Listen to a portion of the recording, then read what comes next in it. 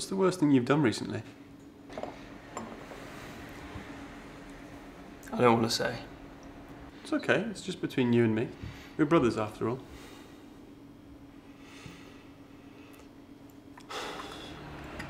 I had a milky coffee. What? Yeah. It wasn't a filter or an espresso? No. It was kind of good. Huh. Maybe we should make a cheeky latte.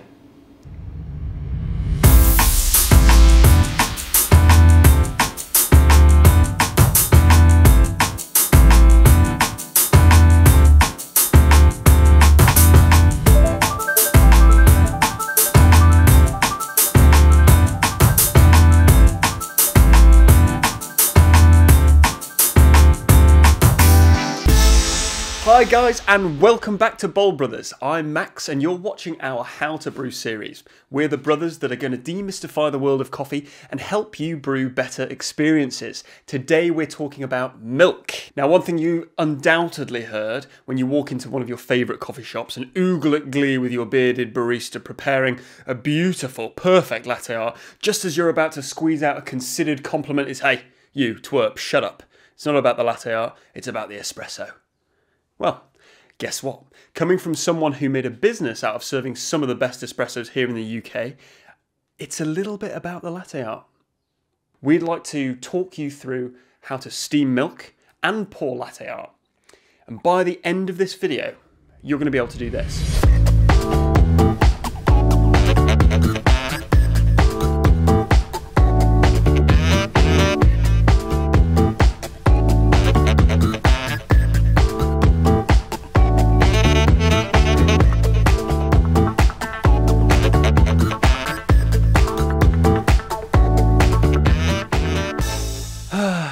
No, you're not. No, you're not. Come on. But I had you there for a second. Sadly, one of the unsexy truths when it comes to latte art is that it takes a lot of practice, like loads of practice. I mean, I think when we first set out to learn, Alex and I learned in about a week, from 0 to nearly hero. What is really helpful to know is what you're doing. This video is going to be in two parts. First milk and then latte art techniques. Both of them are going to be helpful for every level of home enthusiast right through to professional baristas. It's important to say that you can't have one without the other. That is that mostly when I see baristas struggling to pour latte art, and I'm talking 95% of the time, it's because their milk texture's crap. So let's cover off the basic technique for steaming milk, and then we'll talk about things that you can do to dramatically change the results you're getting. You're basically doing three things when you steam milk: heating it up, adding air, and spinning it. You heat it to alter the shape and state of fats and proteins in the milk so they can more readily stabilise the tiny air bubbles that we're going to introduce, as well as helping increase the perceived sweetness. You add air so that you change the actual and perceived texture of the product, and you spin it to help create a homogeneous sense of luxury that leaves all corners of the milk pitcher feeling silky and good about itself. See, you're already learning something. I bet you didn't know that spinning the milk makes it feel better about itself, and that it does, and that's the truth. All right, straight away, let's go technique. Loads of videos on YouTube about this. We're going to do our own version. It might be similar to some, but this is the best way to do it. Fill the milk jug to just below the bottom of the spout. Purge the steam wand. Insert the nozzle so it's beneath the surface, positioned at about 9 o'clock-ish, pointed down-ish and slightly back-ish. Turn on the steam all the way. Introduce air in small, sharp hisses, not slurps, until the milk has grown by volume, sort of by about a quarter. Then lift the pitcher just a little bit until you hear no more of those hisses. Keep it spinning until the pitcher feels uncomfortable, and then stop. The contents of the pitcher should be spinning from start to finish. Once you're done, wipe the steam on with a cloth and purge it. The final milk product should resemble wet paint. That means no visible bubbles and a luxurious texture. If it doesn't, feed it to your cat and start again. Why? Because good enough is not good enough. Have some self-respect, you're a professional barista. So I promised at the beginning of this video that we would talk about basic technique, hopefully that you've got an idea for what you should be doing from what we've just talked about. But let's talk about things that will dramatically change your milk texture. Number one, buy the right milk. How can you know which is best without trying? You can't. Even if you buy 2 organic, homogenized milks with the same fat, protein and sugar contents, they will likely steam differently and hold their texture differently. Try at least 3 different milks and assess them for overall texture, how they hold that texture, and their sweetness.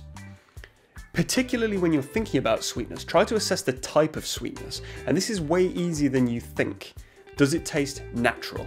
Does it taste like a good natural sugar has been added to the milk? Does it taste like a sort of sweetener product has been added to the milk? Is there a chalky texture? Think about those things and compare them directly next to one another. Number 2, and this is an important technical point, add all of the air that you're going to add between 4 degrees and 37 degrees. I'm English, so it's Celsius. Sorry mum, I'm half English und half German, und ich bin very proud of my German heritage. Some of you are going to have a light bulb moment here because that technical point is going to make a huge amount of difference to you. How can you make sure you achieve this? What is 4 degrees? What is 37 degrees? How is that practical? Well, set your fridge to 4 degrees or set your fridge to relatively cold. Use milk straight from the fridge. Don't leave your milk out during the day. As soon as you start steaming that milk, add all of your air quickly. So as soon as you start steaming, air should be going in. It shouldn't be slurping, it should be controlled hisses. And stop either before or as the milk in the pitcher reaches the same temperature as your hand. That means it should feel cold at the start, and when you stop adding air, it should feel like nothing. It should feel the same temperature as your hand. Stopping adding air does not mean that you cut off the steam totally. That's just the stretching or air adding phase. So add all the air. Once it's the same temperature as your hand, lift that pitcher just a little tiny bit and let the vortex do its work. You are adding air to the milk, and the bubbles that you're adding, which are being sucked in by the steam, so you've sort of got this surface tension. As the steam pushes down, you get an incorporation of air from above the milk into the milk. Those bubbles are actually relatively large, and slurping sounds means you're getting too many of those large bubbles in a short amount of time. What's happening when you're spinning that milk at the same time is that those bubbles that you're incorporating during your stretching phase are being broken down and distributed throughout the milk. Thousands of little air bubbles create this silky texture. Point number 3, work to rely on your ears more than your eyes. If your setup and positioning is correct, all you're going to need is your ears. Over time, you'll learn how great milk sounds on your machine. When I'm in the shop and managing the barista's quality control, I assess their milk texture with my ears. I simply dip my ear in the milk and I know if the texture's good or not. Silly. Point number 4, different machines steam differently. We are steaming on a pretty powerful espresso machine with 4 whole steam tips. Professionally speaking, I've had to adapt my technique slightly on pretty much every machine I've worked on, so you should expect to do the same. Remember, it's about results and about repeatability. Aim for that white paint texture at all times. If you're working on a pro level machine, you're probably going to want to change the steam tips on the machine to ones with smaller holes. We've pretty much found that unanimously the steam tips, the holes in the steam tips that come on professional machines are too big for steaming sort of single pitcher jugs. So you're probably going to need to look at that. If you're on a home machine and you're using a single steam tip, you may actually want to change to a 4 steam tip. It's one of those things that you might want to play around with. You might also want to play around with steam pressure. Some machines perform better with a higher steam pressure, with drier steam. Some machines give you better texture with a lower steam boiler pressure. You need to play around with that. You need to test these things. Point 5. If you want to steam very small quantities of milk, consider changing your milk pitcher to a more purpose-built thing. Motta, for example, make great milk texturing jugs. It makes it easy to get that whirlpool effect. They're not very good for pouring latte art because the actual tip that you pour from is very large, but they can certainly help in some situations. I think they've even got a tiny sort of 300 ml version of which only about a third is usable. So perfect for steaming piccolos or macchiatos, and you can still get that sort of whirlpool controlled using one of those jugs. Tip 6. If you notice that your milk is a little thick, you can do a couple of things. So basically what happens once your milk is finished steaming is that the foamiest part starts to separate because it's the least dense, and it floats to the top of that pitcher. The least foamy part is at the bottom, and it's almost always a little bit of kind of liquidy milk. But what you can do is give your pitcher a good swirl, so try to incorporate some of that foam again, keep it glossy, and then just pour off nice and quickly that top section of milk, just a little bit, just a centimetre, just pour it off. What you're then doing is getting rid of some of that foam, just give it a spin again, incorporate that milk back round, have a look, you'll be able to tell. Is the milk moving more freely? Does it look more like that wet paint consistency?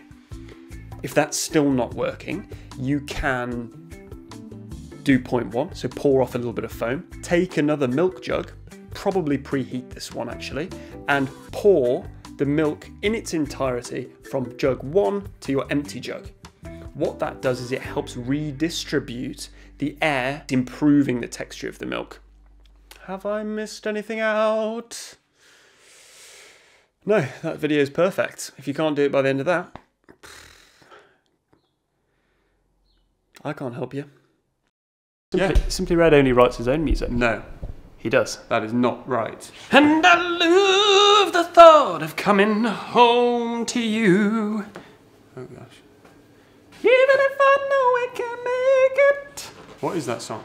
It's called Fairground. No, it's not. Yeah, the original. Fairground. The original. Oh, Daryl Hall and John Oates. You've literally made that up. No, I haven't. It's called I Could Go For That. I can go for that. Dun, dun, dun, dun, dun, and don't That's the song we should recommend. Daryl Hall and John Oates then, I guess it must be, ladies and gentle homs. You guys will know because you've learned all the things that you were going to learn about milk steaming in this video. Alex was... Where were you? I was away He was away. on important business. He was away obeying coronavirus lockdown rules, weren't you, Alex? Yes. Obeying them. Have you got any tips or extra lessons that you feel people could take from what I said? Watch the videos. No, they've just... You don't want to go through all the milk the milkman drops off because it's only, what, 2 jars or something every 3 days. But you do have to practice. Can I just say that nobody watching this video has got a milkman? Well, the people that live opposite These guys are hip. True. But they're on YouTube. Having a milkman is edgy. It's as simple as that. Because no one's got it. No. People are just going to Snelsbury's or Waitrose. It's as simple as that. But after all is said and done, none of this matters. Brew what makes you happy. Wait a second. Last week there was a whole hoo-ha about... Ready? So, forget everything you've just listened to. The last however many minutes of your life spent learning how to texture milk and pour latte. Can I just stop you there for a second? Because there's an intro to these videos, which I get, okay, it's, hi guys, it's Max, welcome to Bould Brothers. I'm Max. We're the brothers that are going to demystify the world of coffee. Rada yada yada. Great. And yeah, now that's the same every time. Yeah. Last week I got it wrong. Yeah, well, because this is all just advice. Brew what makes you happy. Well, I was just cutting the this is all just advice bit because I wanted to make it short and snappy. Do you want to come back in the frame a little bit? Thank you for watching. We really appreciate the support and the subscribers and the comment, all of it. Thank you so much. But at the end of the day, this is all just advice. Brew what makes you happy. Nailed it.